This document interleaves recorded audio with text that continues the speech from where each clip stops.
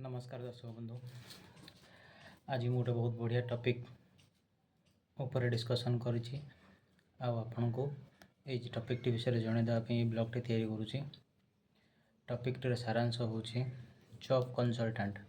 आमे माने जॉब पाई पारुने, जॉब खोजा को जाकि सहारा नौचे जॉब कंसल्टेंट मानकर आउ से माने कौन करुछंती जॉब देवा ना रे आम मानक गोटे प्रलोभन देखते कि भाई आप रजिस्ट्रेशन करूँ गोटे वर्ष रजिस्ट्रेशन हम आ रजिस्ट्रेशन फीज आप जमा करिया परे गोटे वर्ष पर्यंत जॉब देवार ग्यारंटी आमर। आपण को वर्षे भितर जिते जगह जॉब दरकार पड़ो आम आपण को जॉब प्रोवाइड करूँ। तापर आपण जॉब करेंगे सैलरी पाइबे आ सैलरी पाइबार प्रथम मासरे आपण को सैलरी 40% या 60% एमती किसी परसेंटेज रखुंट से परसेंटेज आपण आमको देबे प्रथम मास। किंतु से माने कौन करुछंती प्रथमे असंख्य धरणर जमती बेरोजगार लोकों को डाकिकी प्रलोभन देखौछंती आ गोटे गोटे फीस कलेक्शन कर रखुछंती 500 टंका लाखे। जिते बेले एमती बहुत नंबर ऑफ मेंबर आसी जाउछंती रजिस्ट्रेशन कर नउछंती आ एमान पाखे जॉब देवाई जगह ही रहुनी कि कौन सी कंटाक्ट रहुनी। एमाने कौन करुछंती तांकर ऑफिस बदलाई दउछंती। ठीक अच्छे एमती गोटे लाइव एग्जांपल मो सहित भी हेइछि आउ मु तार मोर आपन देखि थंबनेल देखि जानि पारुथिबे कि सेमती गोटे रसीद मध्य मते मिलिछि। ठीक अच्छे किंतु किछि असुविधा नाही से माने एटी करिकि बहुत बड़ भूल करिसंती। काहेकि ना देखंतु मो प्रथम मध्य आपन कहिछि मो स्टार्टिंग रो आउट ऑफ स्टेट जॉब करूथिली गुजरात रहीकि 9-10 वर्ष हम जॉब करूथिली आ सेठू जॉब छाड़ी के आसीबा परे मोर किसी फैमिली प्रोब्लेम पाई मोठी वर्तमान आसिक शिफ्ट हेछि ओडिशा भितर जॉब खोजुछि।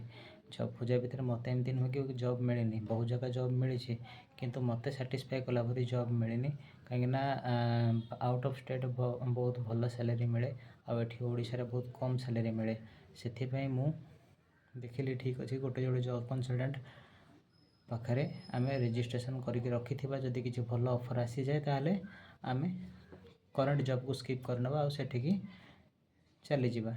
ए दृष्टिकोण रु मु जाइकी गोटे जॉब कंसल्टेंट पाखे कथा हेली आउ सेठी कथा हवा परे परे से मैंने मत कहले कौन कि नहीं आप गोटे रजिस्ट्रेशन करूँ 500 टंका दी गोटे रजिस्ट्रेशन करूँ वर्षे पर्यंत आम आपन को जॉब प्रोवाइड करूँ। जदि आपणकर वर्षे भितर से जगह मन न लगे कि आपणकर भल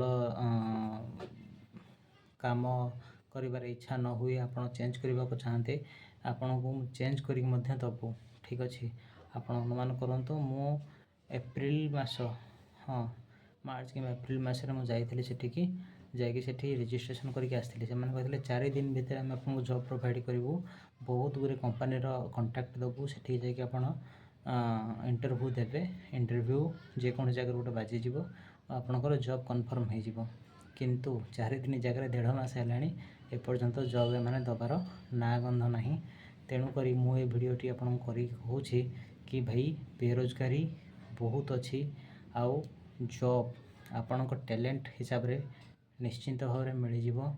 हाँ जॉब पाई आपण कौन सी जॉब कंसल्टेंट को भरोसा करंतु नहीं एटा मोर गोटे रिक्वेस्ट।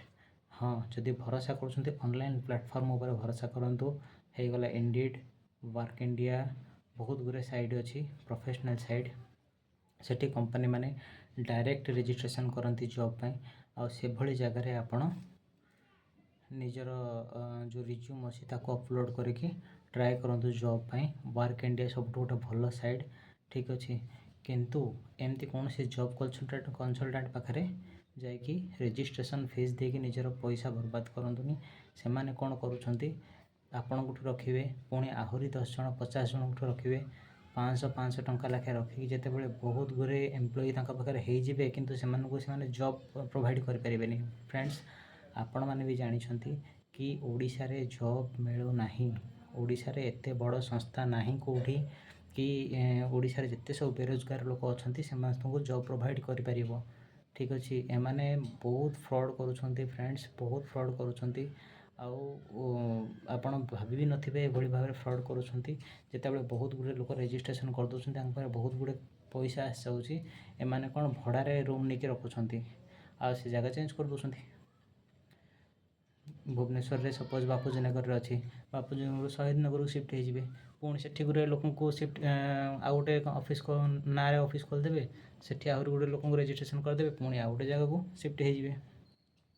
ତେଣୁକରି ଆପଣଙ୍କୁ ଗୋଟେ ରିକ୍ୱେଷ୍ଟ, ଆପଣ ଯାଆନ୍ତୁ ଜବ୍ କନସଲଟାଣ୍ଟ ଯାଆନ୍ତୁ, କିନ୍ତୁ ରେଜିଷ୍ଟ୍ରେସନ୍ ଫିସ୍ ଜମା କରନ୍ତୁ ନାହିଁ।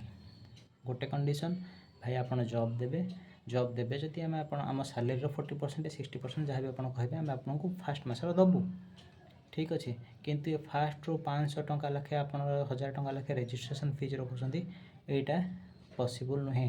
ମୋ ଉପରେ ଆପଣଙ୍କୁ ଦେଖେଇଛି, ମୋ ଉପରେ ଆପଣଙ୍କୁ ରସିଦଟି ମଧ୍ୟ ଦେଖେଇ ଦେଉଛି, ଆପଣମାନେ ଜାଣିପାରିବେ, ଠିକ୍ ଅଛି। ଧନ୍ୟବାଦ, ଆଜି ପାଇଁ ଏତିକି। କିନ୍ତୁ ସାବଧାନ ରୁହନ୍ତୁ, ସତର୍କ ରୁହନ୍ତୁ, ଆପଣଙ୍କ ପଇସାକୁ ସୁରକ୍ଷିତ କରିକି ରଖନ୍ତୁ, ଏମିତି ବର୍ବାଦ କରନ୍ତୁନି, ଫ୍ରଡ଼୍ ମାନଙ୍କଠୁ ଦୂରେଇକି ରୁହନ୍ତୁ। ଧନ୍ୟବାଦ।